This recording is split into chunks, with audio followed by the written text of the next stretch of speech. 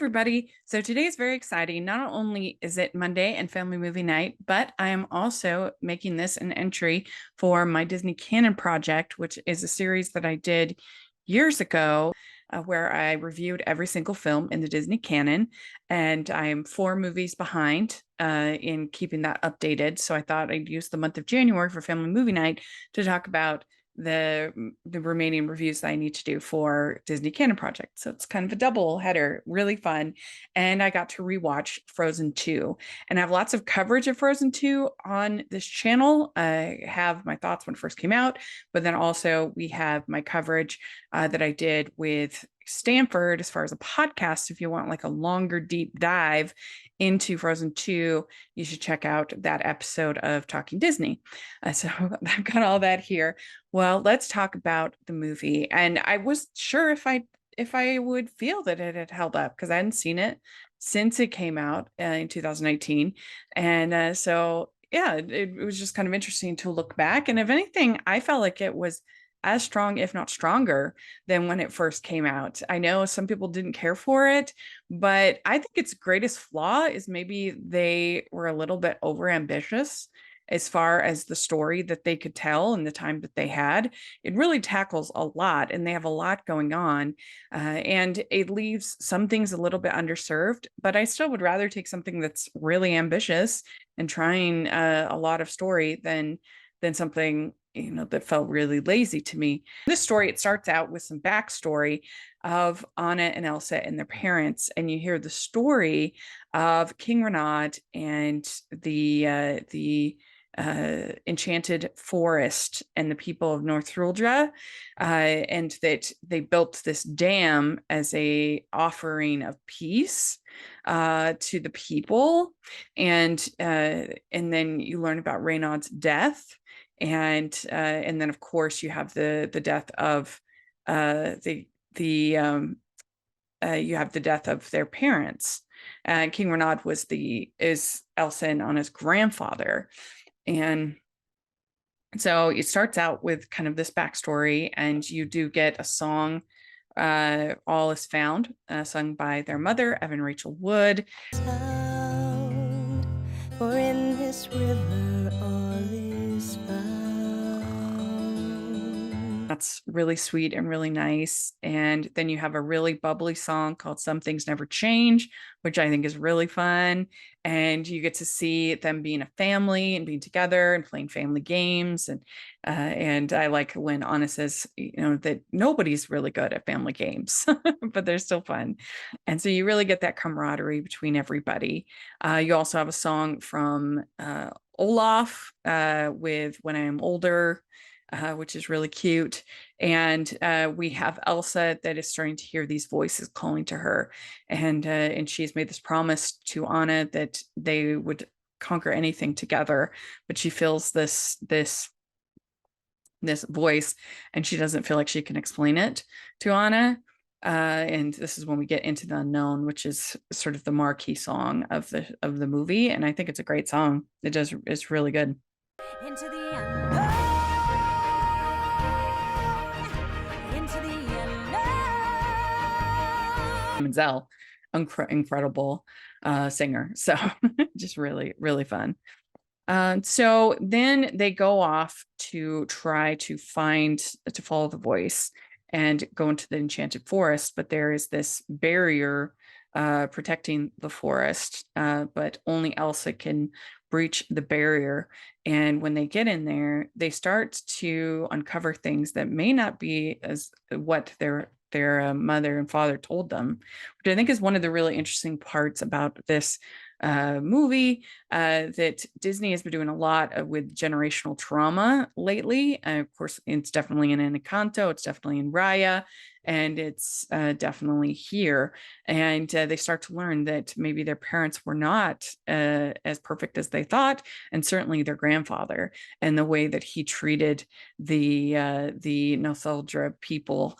And then he goes and builds this dam, which they start to realize was actually meant to control the Northuldra, and that it put all of the spirits in they became angry, and there's like a fifth spirit that controls all of the spirits of earth, fire, water, and air. And we later find out that that fifth spirit is Elsa. And so there's a lot going on in this movie. And I do think it does become like a little bit convoluted, but it, again, I think it has its heart in the right place, and the characters are really strong, and the music is really strong, and the animation is beautiful. I absolutely love the every way and they capture wind and ice, and the characters are just beautiful in this movie. So I think that's a big win. We also get some more character development from characters that we didn't get that much from in the first movie, like Kristoff.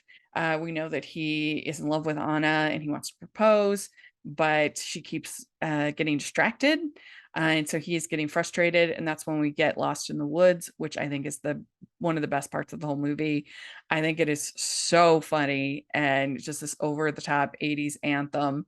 I absolutely love it. And it just makes sense that if you're going to have Jonathan Groff in your movie, then you need to have him singing an over the top song. It's perfect. Lost in the woods, up is down, day is night when you're not there.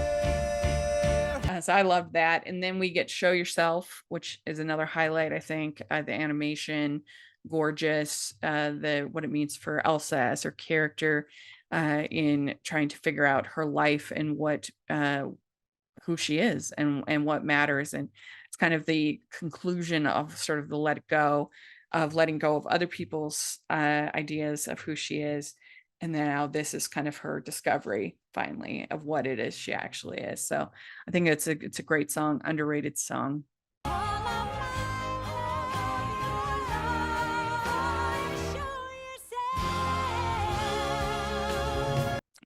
Then we have The Next Right Thing, and this is sung by Anna, where she is just frustrated with Elsa. She doesn't know what her role is, what she's meant to do. And I think it's a really lovely song. You don't get songs from characters like Anna that much. You know, she's bubbly, excited, wonderful, but a little bit introverted.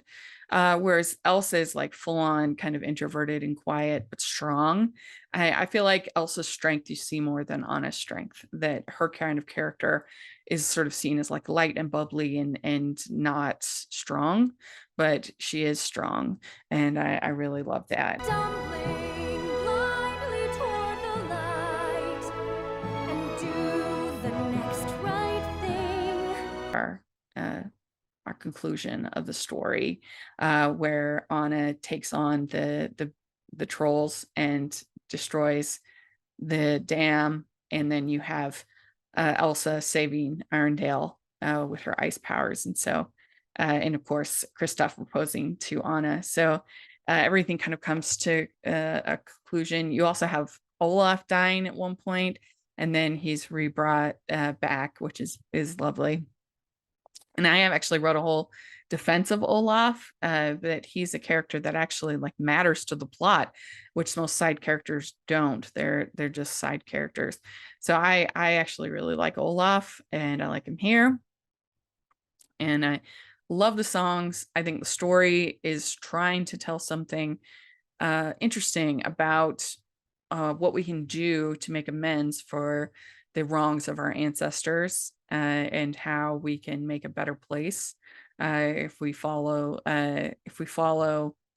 the urgings that we have to if we're brave enough to go and do what we feel called to do. And I love the fact that they both end up being queens at the end of the movie. I think that's awesome. A lot of times they just end up being princesses in these stories, which is fine too, but I love the fact that both of them end up being queens. I think is really cool.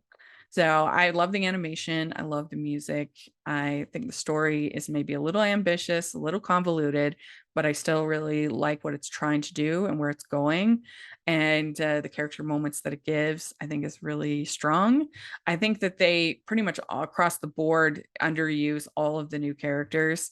They're barely in it. And it feels like some of them, like the little little iguana and some of the other characters, Honey Marin, I think is her name.